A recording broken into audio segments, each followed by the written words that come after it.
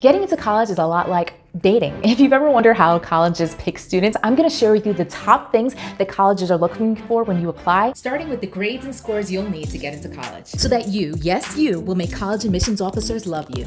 First thing up, numbers, not those numbers. We're talking your grades, your transcripts. Now, for the average student attending the average college, those grades do not have to be the most amazing grades in the world. Now, if you're applying to those highly selective colleges, then yeah, amazing is necessary. But for the other thousands of colleges, they're looking to see improvement. They call it the upward trend. I mean, ninth grade might have been tough, it's an adjustment. So your grades might not have been so great, but have they gone up from there? Because then you would be part of the upward trend. I mean, this basically means that a student with like ugly duckling grades, you know, duck to swan in junior, senior year, no offense ducks, that if you started off not doing so well, but then you start to do better, they would be more impressed by that student than a student who does well, but just, you know, flatlines. Because you make the colleges curious, like where else can this upwardly trending student go?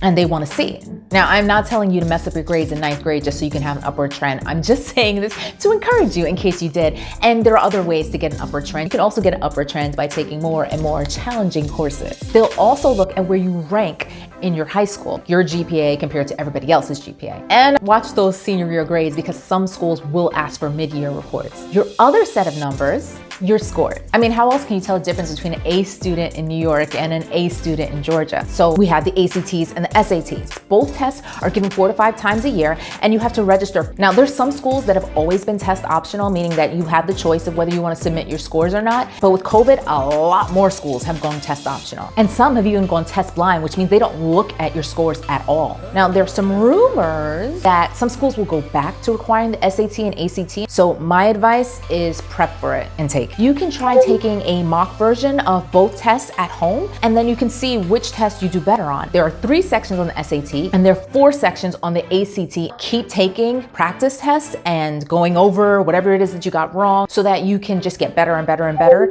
And then you should take the real one in the spring of your junior year, and then again fall of senior year. Now, pro tip, if you're really competitive and you want to go to a highly selective college, dump that junior year, senior year stuff and take it when you have actually covered the material. Like, there are kids who are taking the PSAT in 9th grade, the PSAT 10 in 10th grade, and before they even take the PSAT in 11th grade, they've taken the SAT because they're not playing, and neither should you. If you're beginning 9th grade and you're asking about colleges and someone is telling you, don't worry about that, you have time. They mean well, but I'm gonna tell you, they are misinformed. Start now. I'm telling you because nobody told me. Nobody. Take it after geometry if you're not gonna take Algebra 2 Trig, or again, after you take Algebra 2 Trig, no matter what grade you're in, especially if you're gonna accelerate it. Like, I know for myself, I was the kind of person who would take a math class, and math is not my subject, but I can do well in it enough, you know, while I'm in the class. But when it's over, it's over. Don't ask me anything about it because I don't remember.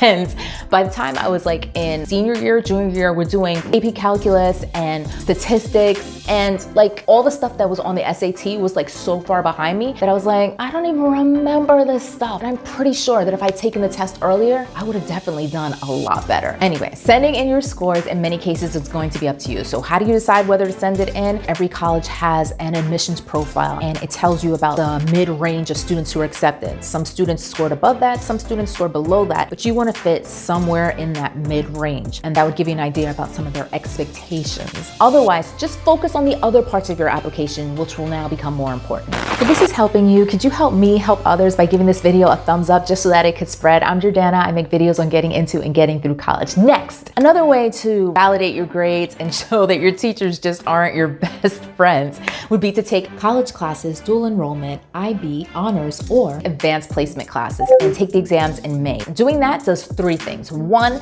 it gives you another score for colleges to be able to compare. 2, you get a 4 or 5, you may get college credit. And 3, it's a chance to show that you're up for a challenge. Colleges like to call that rigor. They want to know that you can take the hardest courses available to you and do well. And I know that if you're like your girl, life is hard enough. Who needs hard classes on top of that? And I hear you, but you don't need to overdo it. If you're thinking about majoring in the humanities and social sciences, then you don't need AP physics, unless you're like, well, I actually want to study art history, and plot twist, I also love physics. I'm great at it. And in my spare time, I love exploring the parallels between art and physics, which would be fascinating and impressive, but really, you only need to choose classes that are related to your intended major. And for colleges, asking if you've taken college level courses is like asking about your past relationships, and it's a way to figure out how you're gonna be in this new relationship with the college. And I know some of you are wondering, but what if your school doesn't even offer a lot of AP classes or IB or honors classes? No problem. Your counselor is gonna send a school profile which lists the number of AP classes that are available